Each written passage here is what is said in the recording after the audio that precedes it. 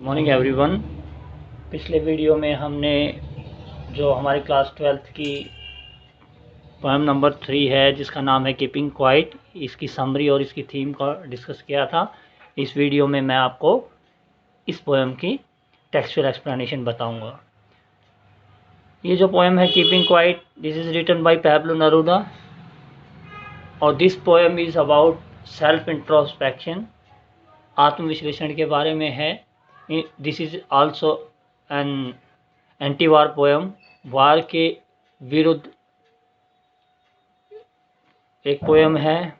और in this poem the poet also talks about the violence and the cruelty towards animals in this world.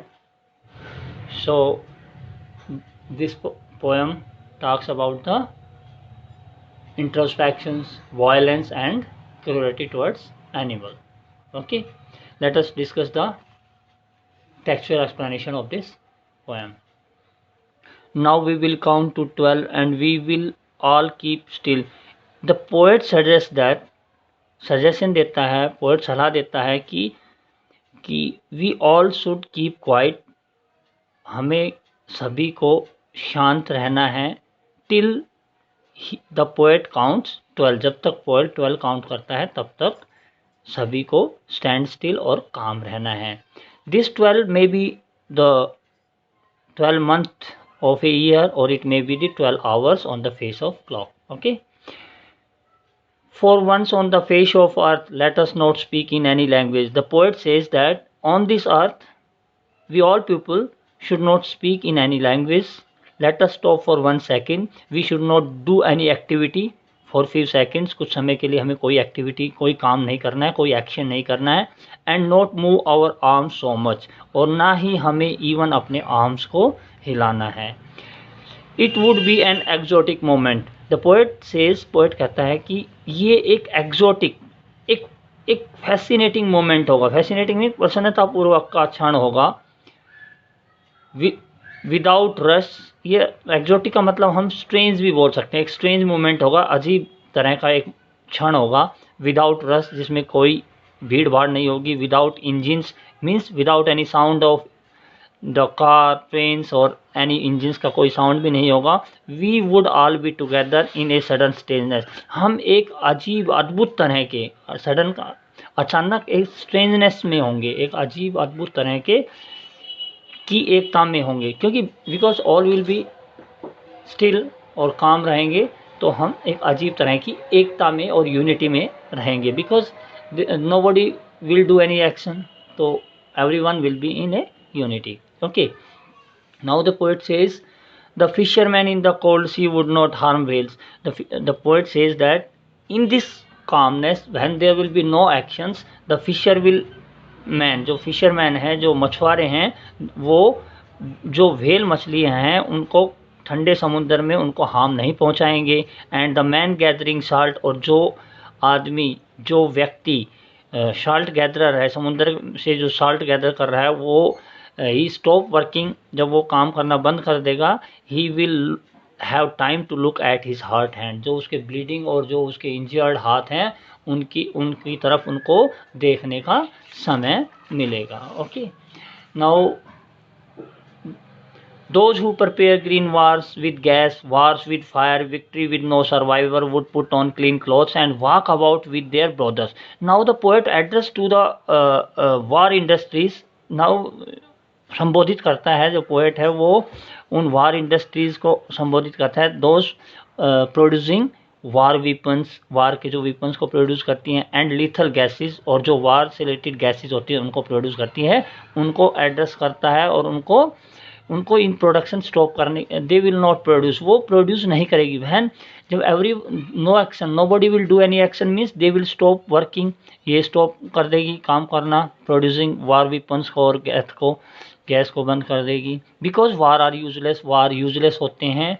And in the futures wars, जो भविष्य के जो war होंगे, there will victory with no survivor, वहाँ पे जो there will be no survivor, और उन वारों में कोई बचने वाला नहीं बचेगा.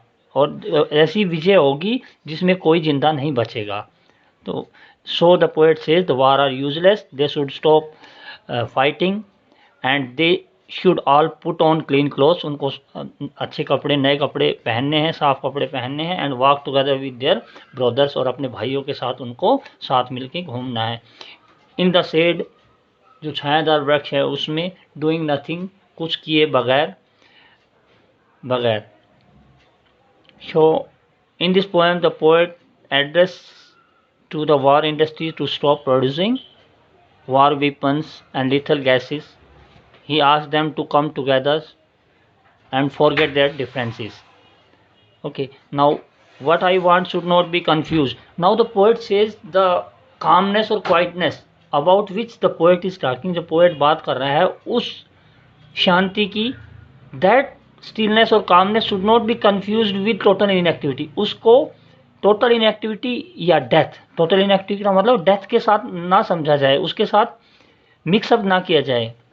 Life is what it about, I want to truck with, no truck with death, no truck का मतलब no association. The poet says कि I do not, my stillness, जो मैं जो कामनेस और स्टिलनेस की बात कर रहा हूँ उसका डेथ से कोई संबंध नहीं है। Life is what it is about, life जो है इट इज़ अबाउट एक्शंस, जो कर्तव्यों के बारे में है, काम के बारे में, and actions are the hallmark of life, और यही जो एक्शंस हैं वो हॉलमार्क हैं जीवन के। सो टोटल इनएक्टिविटी से कंफ्यूज ना किया जाए जिस कामनेस की मैं बातें कर रहा हूँ। If we were not so single minded, यदि हम एक मत दृढ़ निश्चय, सिंगल माइंडेड का मतलब दृढ़ निश्चयी नहीं होते, about keeping our life moving, अपने जीवन को चलाने के लिए हम इतने दृढ़ संकल्पी ना होते, एंड फॉर वंस, यदि हम एक कुछ समय के लिए कुड डू नथिंग, रुक जाते, कुछ ना करते, परहैप्स ए ह्यूज साइलेंस, वो जो ह्यूज साइलेंस है कुछ भी ना करने का या शांत रहने का, might improve this sadness of never understanding our self, वो जो साइलेंस है, जो कुछ ना करने का जो साइलेंस है, वो अब जो इंट्रोस्पेक्शन से अपने आप को समझने के, जो समझ ना पाने का, अपने आप को हम समझ नहीं पाते, उसको ये रोक देता। And of threatening our self with death, और जो हम बार बार अपने आप को थ्रेट करते हैं, धमकाते हैं मौत से, उस डर से भी हमें आज़ाद कर देता, जो साइलेंस, जिस क्वाइटनेस की मैं बातें करता हूँ उसके बारे में। The poet says, okay, perhaps the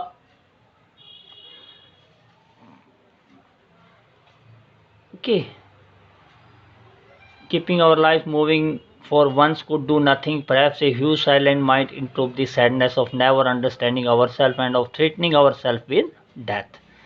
तो द पोएट कहता है कि जो ह्यूज साइलेंस है, विदाउट जो कीपिंग क्वाइट रहने का, दैट वुड हैव, वो साइलेंस उस सैडनेस को, उस दुख को दूर कर देती, जो हम, जिससे हम अपने आप को नहीं समझ पाने से जो दुख होता है ना हमें, उस दुख को दूर कर देती है साइलेंस, जो ह्यूज साइलेंस है। और जो हम अपने आप को डराते हैं, थ्रेटनिंग देते हैं डेथ की, उस डर से भी हमें आज़ाद कर देती ये साइलेंस, ओके।